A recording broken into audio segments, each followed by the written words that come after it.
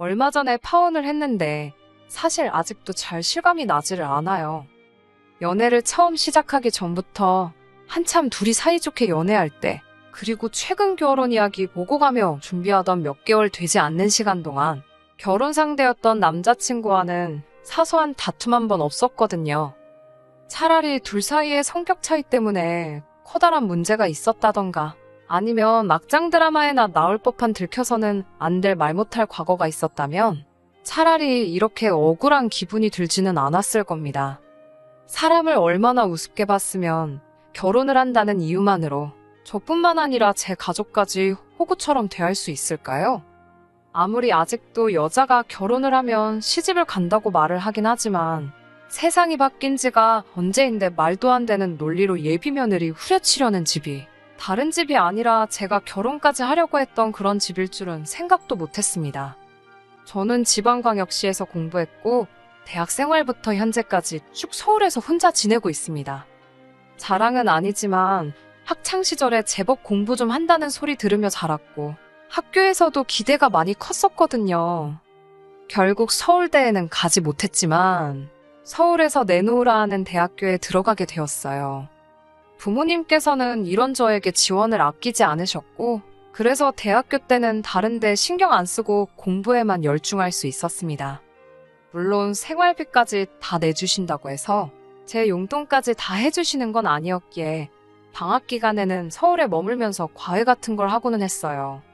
명절 때 말고는 저도 고향집에 내려갈 시간이 없다 보니 부모님께서 그 점이 많이 아쉬웠나 봅니다.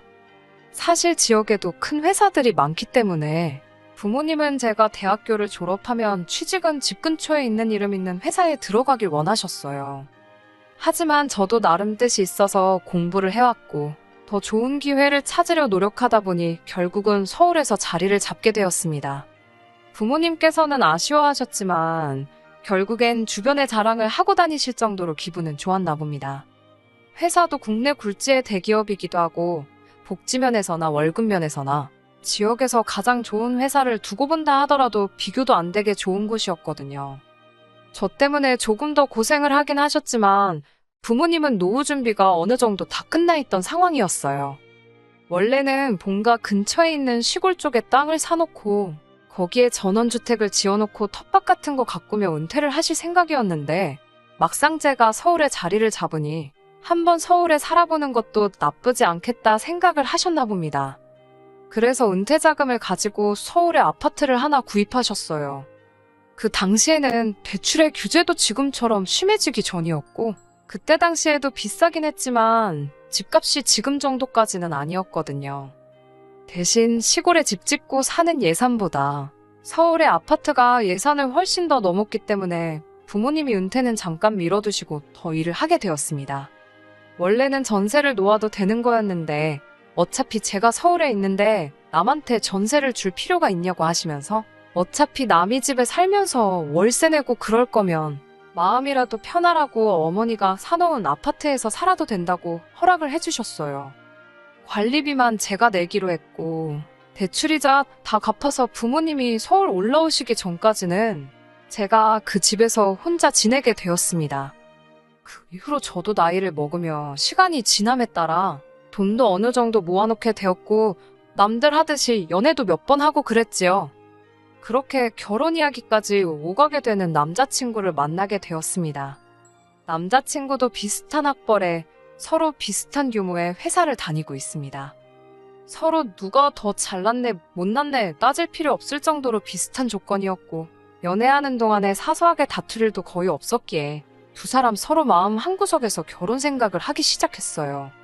말씀드린 대로 두 사람 사이에 아무런 문제도 없었는데 신혼집 때문에 이 사단이 나게 될 줄은 정말 상상도 못했네요. 요즘 부동산 시장이 말이 아니잖아요. 매일 뉴스를 봐도 좋은 소식이라곤 하나도 없고요. 덕분에 저희도 고민이 생긴 게 요즘 집값이 더 내려갈 수도 있다. 이자는 날이 갈수록 올라간다 하는데 무리해서 신혼집을 구해야 할 이유가 있나 싶더라고요. 다른 건 몰라도 둘이 모아놓은 돈이 꽤 되다 보니 신혼부부 대출 받으면 낮은 금리로 전세자금 대출도 받을 수 있을 것 같은데 아예 확신이 들 때까지는 전세로 사는 게 더 낫지 않겠나 하는 생각이 들었습니다. 그런 와중에 저희 어머니한테 제안이 왔어요. 어머니도 뉴스에서 집값 문제로 연일 난리인 걸 보고 계시니 고민이 많으셨거든요. 집값이 계속 떨어질 거라는 말은 제가 지금 살고 있는 어머니 명의의 집도 피해갈 수 없는 일이었지요. 다만 저희 어머니는 서울에 집을 구하신 지가 오래되었고 사실 여전히 그때 가격과 비교해보면 집으로 이득을 엄청 많이 본 상황이었어요. 거기에 아직도 소문만 무성한 재개발은 이루어지지 않아서 사실상 아직 집값이 한 번 더 오를 수 있는 호재가 남아있는 상황이고요. 그런데 어머니 입장에서는 이미 올 초에 집값이 최고점을 찍었고 지금 많이 내려간 상황인데 솔직한 마음에 조금 손해봤다는 느낌을 지울 수가 없었나 봐요. 그래서 행여나 집값이 더 떨어지면 떨어진다고 하더라도 어떻게 될지는 모르니 향후 3년 정도는 무슨 일이 있어도 흔들리지 말고 지켜보자는 결론에 다다르셨고 어차피 3년 동안 손 안 댈 집인데 그러면 저희도 그때까지 그 집에서 지내라고 하라는 제안이었지요. 저희 입장에서는 아쉬울 게 하나도 없는 제안이었던 것이 어차피 제가 지금 살고 있는 집이기도 하고 새로 전세 구한다고 대출받을 필요도 없었고 여전히 관리비만 저희가 내면 된다고 하셨으니 비용을 절약하는 측면에서도 이 상황보다 더 나은 상황이 없었습니다. 남자친구한테 이 사실을 말했더니 남자친구도 집 때문에 걱정이 많았다면서 다행이라고 하더라고요. 그러면서 정말 잘 됐다고 하면서 이제 결혼 날짜만 잡으면 되겠다고 좋아했습니다. 그리고 그렇게 예비시댁에 인사를 드리러 갔을 때였습니다. 둘 사이에 아무런 문제도 없고 친정어머니 덕분에 신혼집까지 어느 정도 해결된 상황이라 마음이 많이 놓인 상황이었는데 예비시모인 남자친구 어머니는 그 상황이 별로 달갑지만은 않은 듯 보였습니다. 첫 인상부터가 이렇게 된 상황을 조금 마음에 안 들어하는 눈치였어요. 남자친구가 이미 모든 진행 상황을 말씀드렸던 것 같더라고요. 그게 잘못되었다고 생각한 적은 없습니다. 다른 사람도 아니고 예비시모인데 저희 집에서 한 3년 정도 살 집을 내어주시기로 했다는 것 정도는 당연히 말할 수 있는 상황이라고 생각합니다. 그리고 이러나 저러나 현재 상황에는 제가 집을 어느 정도는 해결한 게 있으니 예비시댁 쪽에서는 어떤 걸 해야 할지 알아서 준비를 해야 할 수도 있는 상황이라고 생각했으니까요. 그런데 그걸 가지고 이 예비시어머니가 저한테 머리를 조아리면 엎주고 엎드릴 필요까지는 당연히 없다고 생각했지만 적어도 이 상황을 마음에 안 들어 할 거라고는 생각도 하지 못했습니다. 예비시어머니는 당신이 곰곰이 생각해봤는데 이런저런 게 조금 마음에 안 든다는 식으로 말을 꺼내더라고요. 당장 뾰족한 수도 없는데 뭐가 그렇게 문제인가 싶어서 어떤 점이 마음에 안 드시냐 단도직입적으로 물어봤습니다. 저만 무조건 옳은 게 아닐 수도 있으니 예비시모의 의견 한번 들어보고 조율할 수 있는 부분은 당연히 조율을 하는 게 맞다고 생각을 했었으니 말이지요. 첫 번째로는 지금 제가 살고 있는 저희가 살게 될 집이 남자친구 회사에서 너무 멀다는 거였습니다. 그 집이 서울 외곽이긴 했지만 어쨌든 재개발 여지가 있고 역세권이라서 대중교통을 타는 데는 그 어떤 어려움이 없었습니다. 그런데 대중교통이 얼마나 잘 돼 있는 게 문제가 아니라는 거예요. 거리가 너무 멀어서 고생이라는 겁니다. 정작 남자친구 본인은 제가 어디서 사는지는 이미 알고 있었고 그 집에서 신혼살림 차려서 시작할 수 있다고 전했을 때 잘 됐다고 좋아했었거든요. 남자친구한테는 아무 문제 없는 거리인데 을 해줘도 거리가 그렇게 먼 곳을 해주셨냐며 마음에 안 든다는 식으로 나오시는데 저라고 사람인데 당연히 그게 기분이 좋을 수가 없었습니다. 오히려 들었던 느낌은 어떤 이유 때문에 그러는 건지는 모르겠지만 예비시댁 쪽에서 저를 그렇게 반기는 듯한 느낌이 들지는 않았지요. 저한테는 예비신우가 되는 남자친구의 누나도 그날 자리에 같이 있었는데 그때는 예비신우의 그 말이 그런 꿍꿍이 속이 있어서 그런 거라고는 생각도 하지 못했습니다. 예비신우는 어디 동네면 동생보다는 우리 오빠네 회사가 더 가깝겠네 하면서 오히려 예비시모보다 그 집에 대해서 더 많은 관심을 보였어요. 리모델링은 되었느냐? 서울 구축 아파트면 주차장이 많이 안 좋다고 들었는데 주차 공간은 붐비지 않느냐? 주변의 학구는 알고 있느냐 하면서요. 상황이 그런데 그래도 그 집에서 좋은 점을 찾아보려는 예비신우의 행동이 저는 계속 무언가 마음에 안 든다는 식으로 나오고 있는 예비시모를 설득해주기 위해서 저희를 도와주고 있는 거라고 생각했었습니다. 아무튼 그게 예비신우와 처음 만나게 된 날이었는데 그 전까지는 남자친구랑 연애하면서도 단 한 번도 만나는 자리를 가지려고 한 적 없었던 예비신우가 그 날을 기점으로 이따금씩 형식적인 안부 인사 정도를 나누는 사이가 되었습니다. 사실 그때까지만 해도 예비신우가 저랑 잘 지내려고 하는 게 앞으로는 신우올케 사이로 지내게 될 저랑 가까워지기 위해서 그러는 거라고 생각을 했었습니다. 양가 상견례는 하지 않았지만 이미 양가에 서로 인사를 시켰던지라 그때부턴 남자친구와 데이트를 하면서도 스드메같이 저희가 간단하게 알아볼 것들은 미리 알아보고 있었습니다. 그런데 언젠가부터 남자친구가 무언가 저한테 말을 꺼내려고 하다 말고 표정도 어두워 보이는 게 뭔가 전하고 싶은 이야기가 있어서 저러는 건가 하는 느낌을 받았어요. 왜 그러냐고 제가 단도직입적으로 물어봤는데 딱히 아무것도 아니라고 대답만 회피하더라고요. 사실 이때부터 조금씩 안 좋은 촉이 오기 시작했습니다. 아니나 다를까 남자친구가 그렇게 행동하게 된 이후부터 예비신우가 저한테 잘하려고 했던 이유, 시어머니가 뭔가 탐탁치 않아 한다는 것까지 전부 한 번에 알게 되었습니다. 예비 시어머니가 급하게 나눌 이야기가 있으니 자리 좀 만들어 보라고 했던 그날에 자리에 나가기도 전인데 왠지 안 좋은 촉이 들기 시작했었거든요. 급하게 나눌 이야기라던가 기니할 이야기라던가 제 인생에 있어서 그런 식으로 시작된 자리에서 좋은 이야기가 나왔던 적이 한 번도 없었기에 당연히 무슨 일이 있어도 있겠다라는 생각을 해서 그런지 어느 정도 마음의 준비는 할 수 있었습니다. 나간 자리에서 계획에도 없던 예비신우가 예비시모와 같이 있는 모습, 그리고 남자친구가 그동안 데이트하면서 보여줬던 안 좋은 표정을 한자리에서 제 눈으로 직접 보니 안 좋은 예감은 거의 확신으로 바뀌게 되었습니다. 제가 도착해서 자리에 앉았는데도 한참 동안 아무도 말을 꺼내지 않고 어색함만 잔뜩 돌더라고요. 매도 빨리 맞는 게 낫다는 생각에 무슨 일로 자리를 만드셨냐 물었더니 예비신우가 바로 본론으로 넘어가더라고요. 제가 지금 살고 있는 어머니 명의의 집에다가 신혼살림을 차리기로 들었다고요. 거기까지야 저도 이미 밝혔던 사실이니 그렇다고 대답했습니다. 그런데 대뜸 신우가 그 집에서 자기들이 지내면 안 되겠냐고 하는 겁니다. 그게 무슨 소리냐고 대본에 대답을 했지요. 그러니 신우가 하는 말은 어차피 그 집이 제 집도 아니고 고쳐서 사는 것도 아니고 3년 후에 비워줘야 한다고 들었는데 누가 들어가 살든 그게 뭐가 중요하냐고 하더라고요. 신우 남편이 다니는 회사가 그 집에서 가깝다고, 거리가 먼 저희가 그 집에 들어가는 것보다 자기들이 들어가서 사는 게 오히려 이득이라고 하는 겁니다. 그러면서 첫째도 조금 있으면 초등학생이 되는데 그 동네가 서울에서는 학군도 나쁜 편이 아니다 보니 주변에 학원가도 괜찮게 있어서 애들 교육하는데도 지금 예비신우가 사는 곳보다 그쪽으로 가서 사는 편이 자기들한테 이득이라고 하더라고요.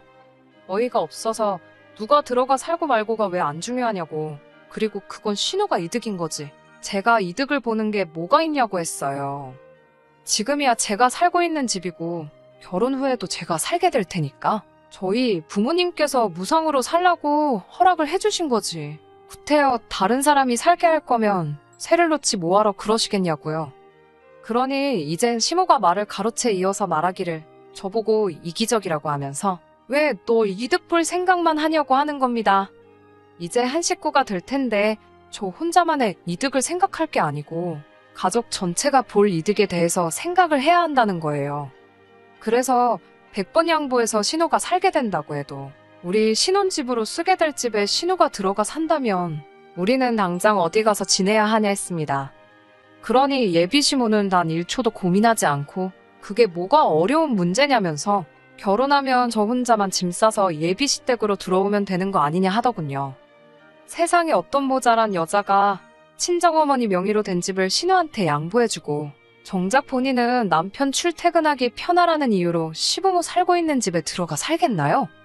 더 돌려 말할 것도 없고 해서 이 말 그대로 전해주면서 저는 싫다고 했습니다.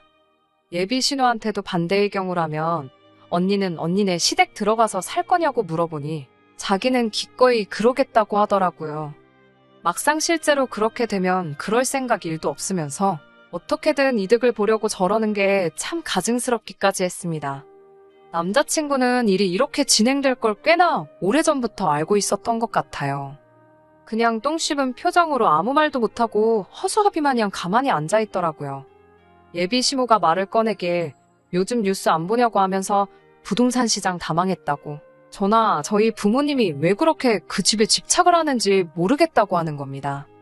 어차피 내놔도 잘 나가지도 않는 집인데 그냥 가족끼리 양보한다 생각하고 살게 해주면 어디가 덧나냐고 하는 거예요. 그러면서 한다는 말이 아니면 신은혜 보고 그 집을 사라고 할 테니 헐값에 넘기라더군요. 무슨 가격을 부르나 봤더니 암만 부동산 시장이 엉망이고 폭락을 했다고 해도 현재 시세가 6억 왔다 갔다 하는 아파트를 무슨 1억에 넘기네 마네 그런 이야기를 하더라고요. 그러면 그 1억에 니들 모은 돈 가지고 아들 출근하기 편한 곳에 전세로 집 하나 구할 수 있지 않겠냐면서요. 그리고 이제 결혼할 사이인데 저랑 저희 부모님이 그 집 하나만 양보하면 제가 예비 시모와 신우한테 점수 하나는 톡톡히 따고 들어가는 것 아니겠냐고, 미리미리 점수 좀 따고 결혼 생활 시집해도 되는 거 아니냐고 하더라고요. 말하는 것부터가 어이가 없더라고요. 앞으로 3년간은 부동산 시장이나 이자 걱정 없이 신혼생활 시작할 수 있게 된 이 상황을 예비 시모는 마치 제가 신혼집을 해오는 걸로 생각하고 있나 보더라고요. 자기 엄마랑 누나가 말도 안 되는 똥고집을 부리면서 있는데 다행히 남자친구가 나서서 동조를 하거나 하진 않았지만 똥 씹은 표정하고서는 자기는 아무 잘못 없다는 식으로 자기도 피해자인 것 같은 표정을 하고 있더라고요. 그게 염치는 있구나 봐줄지언정 정신머리가 제대로 박힌 놈이 할 행동은 아니라는 생각이 들었어요. 온갖 불쌍한 척은 다 해서 어찌어찌 예비 시모나 신우가 우리 친정엄마 집을 거저먹으려는 계획을 막아내고 그 집에서 계획대로 신혼집 차리고 결혼생활 시작한다고 하더라도 앞으로 저런 자식하고 결혼해봐야 고부 갈등이 생기는 건 당연한 일이고 제대로 된 방패막이 역할은 긁는 거나 마찬가지라는 생각이 딱 들었습니다. 더 이야기할 것도 없었어요. 날강도라고 하더라도 이 정도로 양심 없게 남의 재산을 거저먹으려 들지는 않았을 겁니다. 그래서 조용히 자리에서 일어나서 한마디 했어요.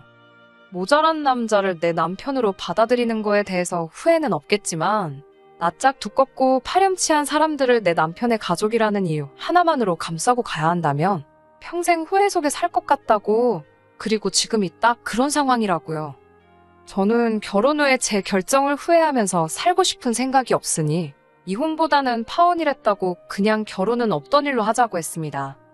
저나 저희 부모님을 얼마나 호구로 봤으면 살고 있는 집을 양보해주고 나는 시집살이를 해야 한다고 하질 않나, 시세의 절반도 안 되는 가격으로 집을 넘기라고 하질 않나 하고 있겠냐고요. 예비 시모는 상황 파악도 못하고 저보고 자기도 계산적인 며느리는 보기 싫다고 하더라고요.